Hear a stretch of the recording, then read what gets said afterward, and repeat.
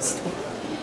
Donc bonjour à tous, nous nous retrouvons aujourd'hui aux Imaginales en présence de Hélène Keuchner, autrice de À la pointe de l'épée aux éditions Calman Levy. Mais ce n'est pas tout, puisque Hélène écrit aussi des romans qui paraissent à l'étranger.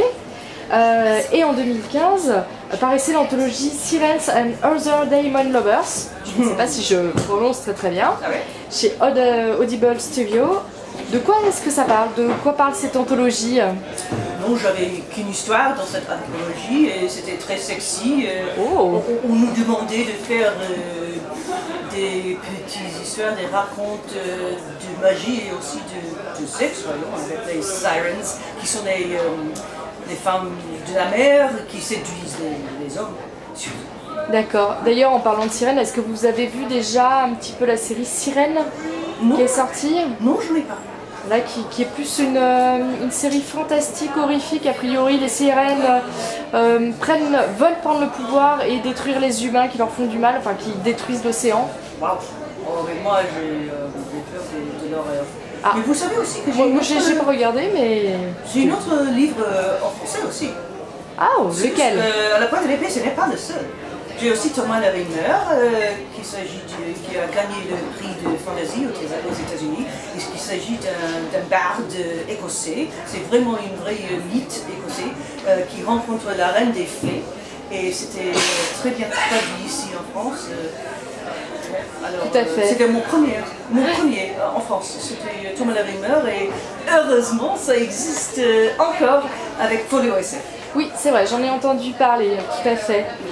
Et d'ailleurs, finalement, vous écrivez des romans, des nouvelles. Est-ce que vous travaillez de la même façon pour les deux? Non, en fait non.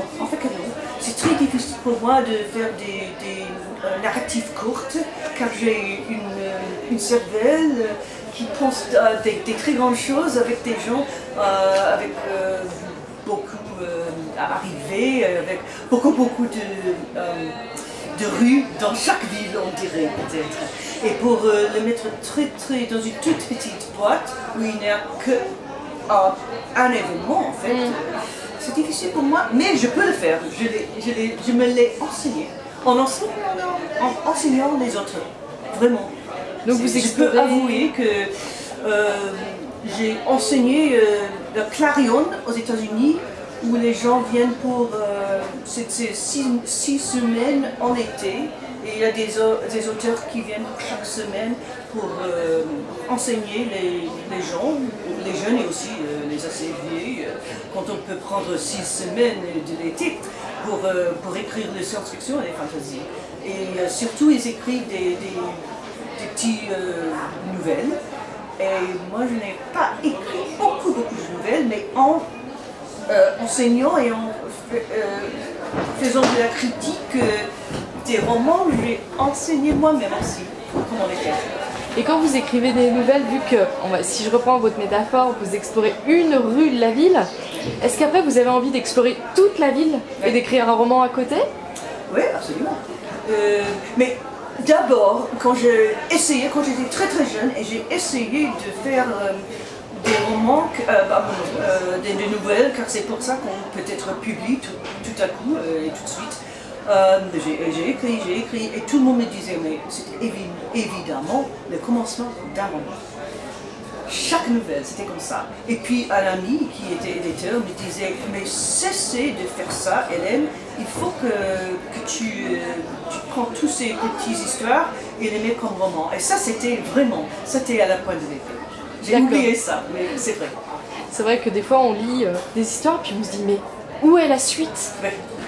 Mais pas seulement où est la suite, mais quand la nouvelle arrête, c'est un moment, pas vraiment cliffhanger, mais quand ça vient de commencer.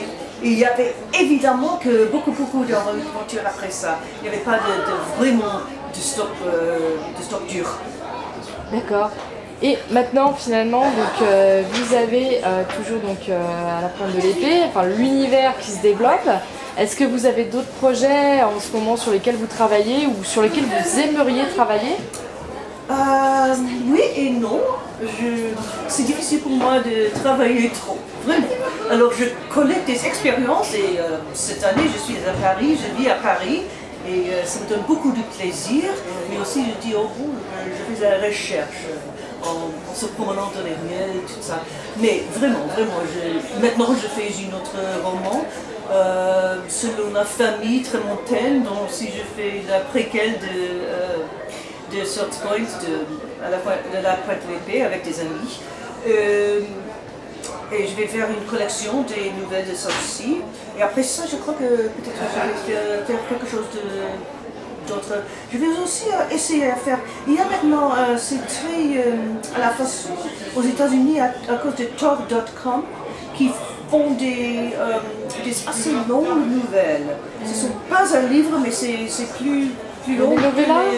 Les novellas, exactement. Oui, c'est novella. C'est très très populaire. Et j'ai une idée que j'avais pour beaucoup des ans, que c'est quelque chose de moderne. Et je ne pouvais pas l'écrire comme roman. Et je disais, oh non, je ne peux pas le faire. Mais tout d'un coup, j'ai réalisé que c'est un novella. Alors, je crois que je peux faire ça. D'accord, donc on attend avec impatience que vous écriviez et qu'on lise toutes vos histoires qui ont l'air passionnantes. Donc merci à vous d'avoir répondu à nos questions et bon salon à vous. Merci beaucoup.